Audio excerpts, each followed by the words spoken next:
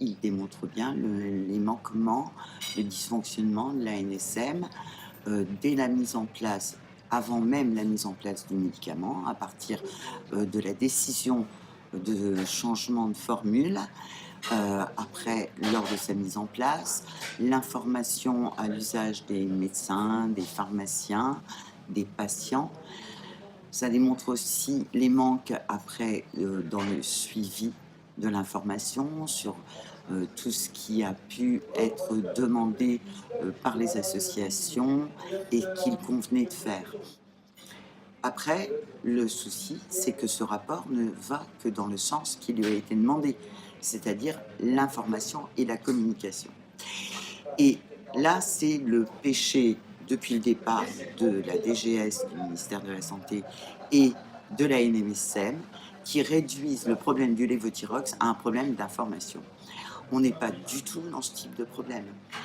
Il y a eu ce problème-là, mais il y a un manque de suivi, un manque de mesures mises en place pour les malades. Il faut absolument mettre en place des expertises euh, à partir des malades pour pouvoir comprendre ce qui, 18 mois après, rend encore une vie impossible à beaucoup d'entre eux.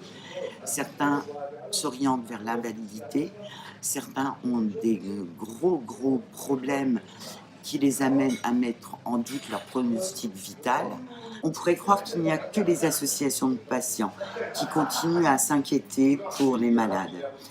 Mais on voit de plus en plus d'éminents professeurs, médecins, qui rejoignent les associations.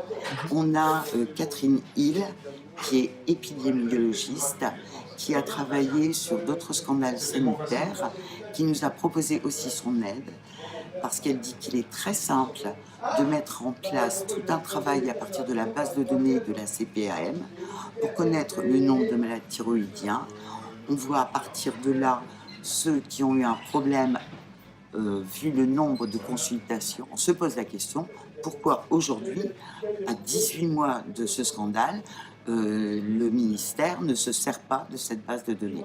C'était notre demande le 31 mai, quand l'Union s'est rendue au ministère. Madame Ancrou nous a dit que c'était impossible et heureusement, maintenant, de grands noms viennent nous certifier que c'est comme ça qu'on travaille dans tous les scandales sanitaires.